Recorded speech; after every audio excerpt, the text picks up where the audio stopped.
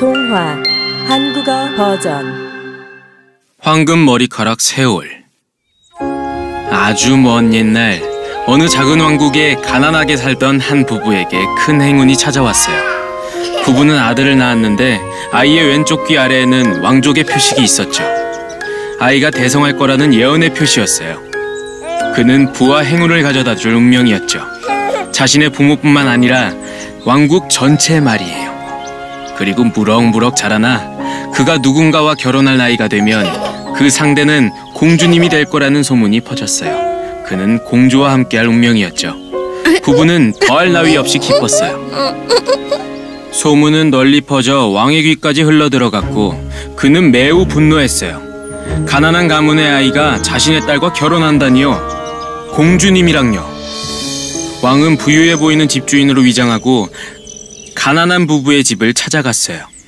자신에게 아이가 없다고 속이며 금화 2자루를 줄 테니 부부의 아이를 입양하여 키울 수 있게 해달라고 부탁했죠.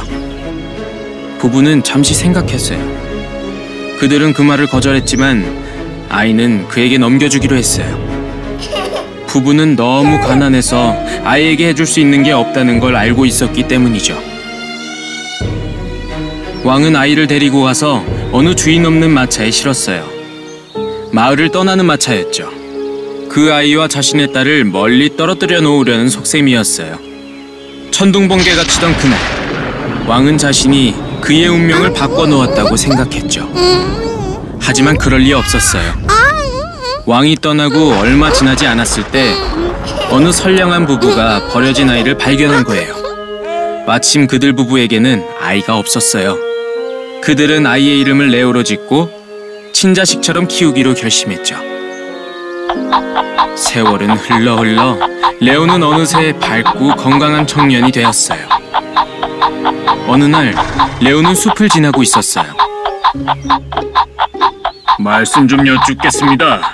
호그스 마을로 가려면 어디로 가야 하는지 아시나요? 네, 간단해요. 저기 보이는 저 나무에서 왼쪽으로 꺾으시고 좀 더... 아니, 어떻게 이럴 수 있지? 그때 멀리 보냈는데 말이야. 그가 결혼할 나이가 되면 그는 공주님과 결혼하게 될 거예요. 안 돼. 절대 내 딸과 결혼하게 내버려둘 수는 없어. 어떻게 해야지? 그래, 좋은 수가 있지. 여복의 청년, 내가 왕국에 있는 왕비에게 굉장히 급히 전할 편지가 있다는 걸 그만 깜빡했지 뭐야. 자네가 도와주지 않겠나? 정말이지 굉장히 중요한 용건일세. 근데 절대로 편지를 열어봐서는 안 돼. 그럼요. 물론입니다, 폐하. 봉투는 절대 열어보지 않겠습니다. 지금 당장 전달하도록 하죠. 그래, 그렇고 말고 빠르게 도착하면 할수록 더 빠르게 네 운명을 맞이하게 될 터이니. 그렇게 여정은 시작됐어요. 그건 겨우 시작에 불과했단 걸 그때는 알지 못한 채 말이죠. 그렇게 한참을 달렸어요. 드디어 왕국이 가까이 보이기 시작했죠. 그런데 그때 풀숲에서 뱀이 불쑥 튀어났어요. 빌리, 제발 진정해!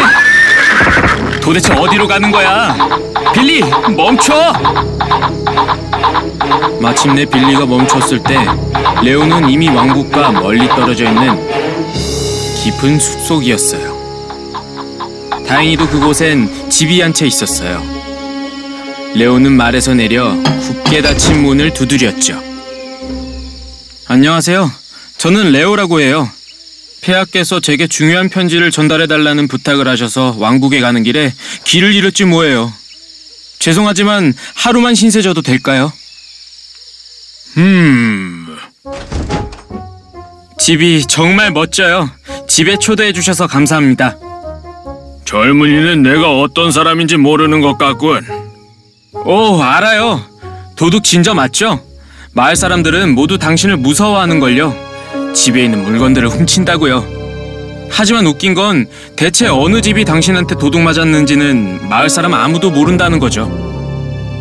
왜냐면 난 훔치지 않았으니까. 아무렴 어차피 내가 무슨 말을 해도 사람들은 아무도 내 말을 믿지 않을걸. 아마 무시무시하게 생긴 내 겉모습 때문에 겁먹어서 그런 거겠지. 근데 너는 왜 날 무서워하지 않는 거지? 저는 사람들을 좋아해요. 하지만 그들이 하는 말을 곧이곧대로 다 믿지는 않아요. 사람들은 제대로 알지도 못하는 일을 얘기하곤 하거든요. 그러니까 아저씨도 모르는 사람인 저를 집에 초대해 주셨잖아요. 그렇죠? 정말 자상하신걸요? 그는 깜짝 놀랐어요. 평생을 살아오면서 그에게 잘해주는 사람은 한 명도 없었거든요. 레오는 저녁을 먹고는 바로 깊은 잠에 빠졌어요. 진저는 문득 시민이 왕실의 편지를 전달한다는 게 조금 이상하다는 생각이 들었어요. 그리고는 레오의 외투에 있던 편지를 발견했죠. 호기심에 그는 편지를 열어보았어요. 이 편지를 가진 자를 보는 즉시 지하 감옥에 가도 평생을 살게 하여라. 도대체 왕은 왜 이런 못된 지시를 내린 거지? 속이 아주 시꺼먼 왕이로군. 이렇게 되게 놔둘 수는 없지. 진저는 편지를 찢어버렸어요. 그는 새로운 종이를 꺼내 다른 내용의 편지를 써서는 다시 왕실의 봉투에 넣어 원래 있던 자리에 놔두었죠. 그 다음날 레오는 편지를 가지고 왕실에 도착했어요. 이 편지를 가진 자와 공주를 반드시 혼인시키시오. 당장 벨라 공주를 불러오너라.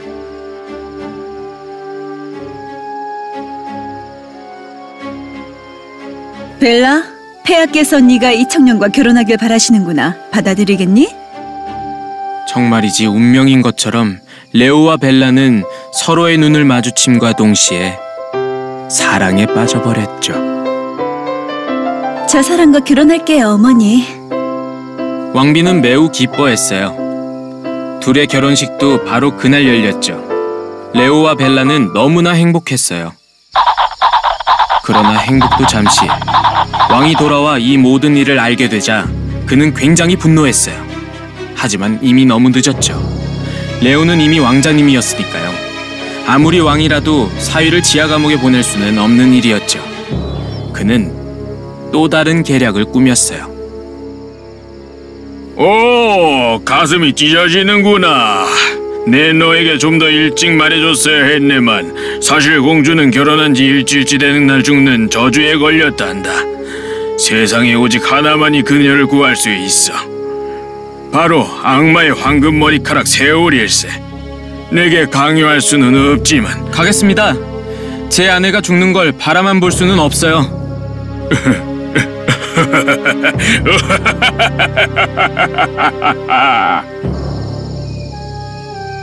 레오는 공주에게 작별 인사를 했어요. 악마에게로 가려면 커다란 도시를 지나가야만 했고 그 문을 지나가려 할 때마다 문지기들이 그의 앞을 막아섰어요. 이 문을 통과하고 싶으면 수수께끼를 풀어야 합니다. 자, 어디 왜 우리 주인님의 분수는 한때는 포도주를 쏟아내더니 이제는 물조차도 뿜어내지 않고 저렇게 멈춰 있는 거죠? 레오는 잠시 생각했어요. 수수께끼에 대한 정답을 알긴 하지만 지금 당장 알려드릴 수는 없어요. 보시다시피 저는 지금 매우 중요한 임무를 수행하고 있거든요. 그래서 누가 됐든 제가 이 임무를 완수하기 전에 제게 질문하는 자는 무시무시한 저주를 받아 염소로 변하게 될 거라고 들었어요. 근데 아까 뭐라고 하셨죠? 분수가 뭐 어떻게 됐다고요?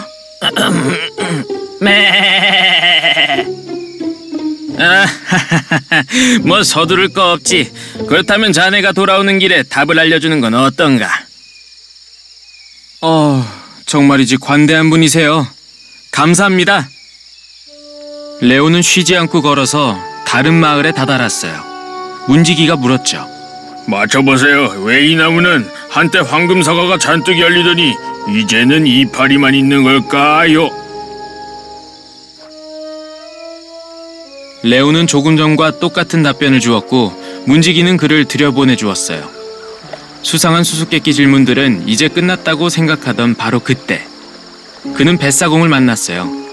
그가 마지막으로 수수께끼를 냈죠.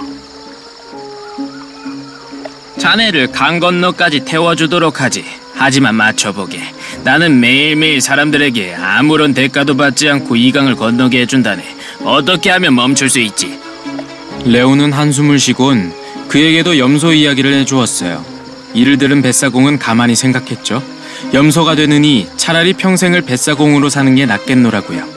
그는 레오를 강 건너로 데려다주고 작별 인사를 나눴어요. 레오는 마침내 악마의 소굴에 다다랐어요. 그는 동물박 나무에 열린 망고를 따려고 하는 수상한 사람을 발견했죠. 이런. 정말 미안하다. 다시는 망고들을 건드리지 않으마. 약속하지. 뭐야? 내 손자가 아니잖아. 휴, 난 또 악마인 줄 알았잖니. 여기 무슨 일로 온 게야? 악마가 할머니의 손자라고요? 정말 잘 됐네요.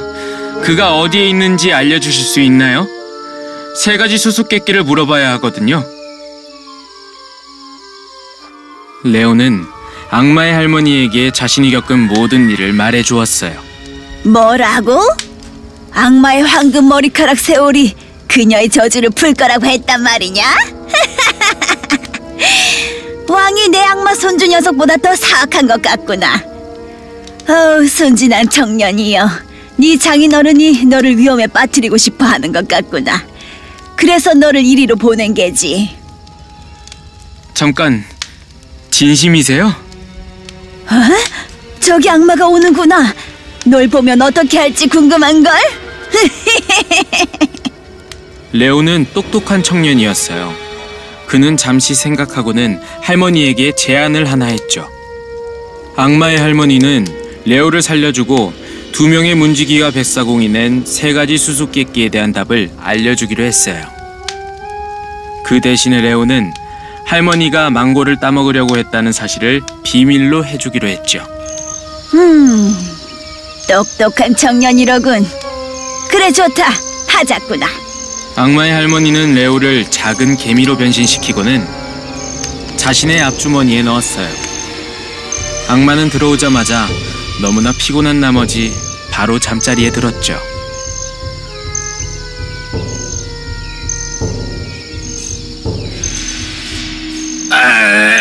할머니, 뭐 하시는 거예요? 정말이지. 끔찍한 꿈을 꾸었단다. 꿈에 포도주를 뿜어내던 분수가 나왔는데 말이다. 이제는 물조차 안 나오지 뭐니. 그건 그 분수대 밑에 커다란 두꺼비가 살고 있어서 그런 거예요. 그걸 쫓아내야만 한다고요. 그러면 다시 포도주를 뿜어낼 거예요. 그럼 안녕히 주무세요. 얼마 지나지 않아 악마가 다시 깊은 잠에 빠져들었을 때 할머니는 또 다른 황금 머리카락을 잡아당겼어요. 또 왜요? 다른 꿈이야. 황금 사과가 열리던 아름다운 나무가 한 그루 있었는데 말이야. 이제는 이파리밖에 없지 뭐니. 불쌍하기도 해라. 쥐가 나무 뿌리를 갉아먹고 있는 거예요, 할머니. 누군가 그 쥐를 쫓아내야 한다고요. 그렇구나. 어서 다시 자려무나. 나도 다시 자러 가야겠다. 아니요, 머리카락 또 뽑으려고 하시는 거 알아요. 그러니까 여기 가지세요. 자, 이제 더는 뽑고 싶어도 뽑을 머리카락도 없어요. 만족하시죠? 사실 물어볼 수수께끼가 하나 더 있긴 하다만. 또 뭔데요? 도대체 왜 뱃사공은 사공리를 멈출 수 없는 걸까? 그는 원하지 않는데 어떻게 멈추지? 그건 너의 저주가 걸려서 그래요. 뱃사공이 자유로워지려면 그노를 누군가에게 건네줘야만 해요. 그러니까 이제 저 다시 자도 되죠? 물론이지. 잘 자렴.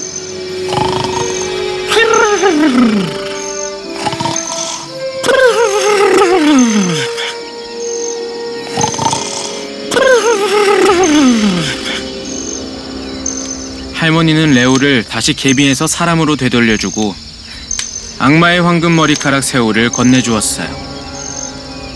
레오는 작별 인사를 하고는 할머니의 마음이 바뀌기 전에 빠르게 도망쳤죠.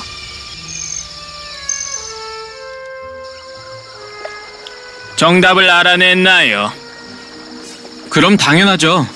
하지만 먼저 저를 태워주세요. 강 건너에 다다르고 나면 답을 말씀드리도록 할게요. 뱃사공은 레오의 말대로 해주었어요. 노를 다른 누군가에게 넘기면 비로소 자유로워질 거예요. 안녕히 계세요. 돌아오는 길에 두 번째 문지기를 만났어요. 문지기님, 나무 밑에 뿌리를 갉아먹는 쥐가 살고 있어서 더는 나무에 황금사과가 열리지 않는 거랍니다. 기뻐하며 문지기는 그 나무로 가서는 밑에 살던 쥐를 쫓아냈어요. 그 즉시 나무에는 황금사과가 열렸죠. 매우 기뻤던 마을 주민들은 레오에게 금화 2자루를 주었어요. 이제 첫 번째 문지기의 수수께끼에 답해줄 차례였어요.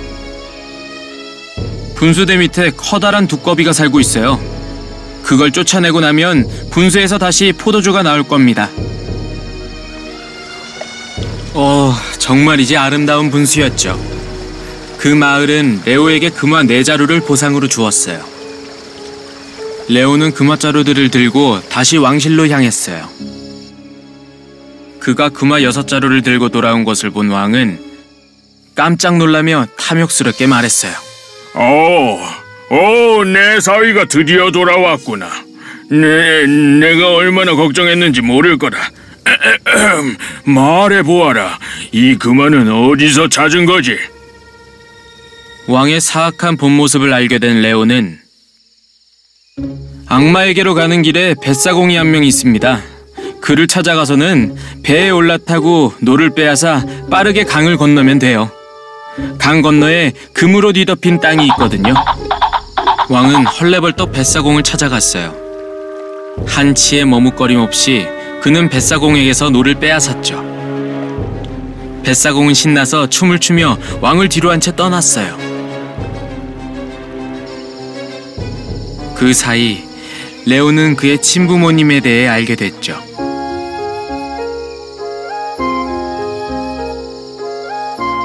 그는 자신을 낳아준 친부모님과 자신을 길러준 양부모님을 모두 왕실로 초대했어요. 예언은 현실이 됐어요. 레오는 왕국의 행운과 번영을 불러다 주었답니다. 탐욕스러운 왕은 어떻게 됐느냐고요? 여전히 혼자 열심히 강 위에서 노를 젓고 있다고 해요. 어느 누구도 감히 왕의 노를 가져가지 않았기 때문이죠.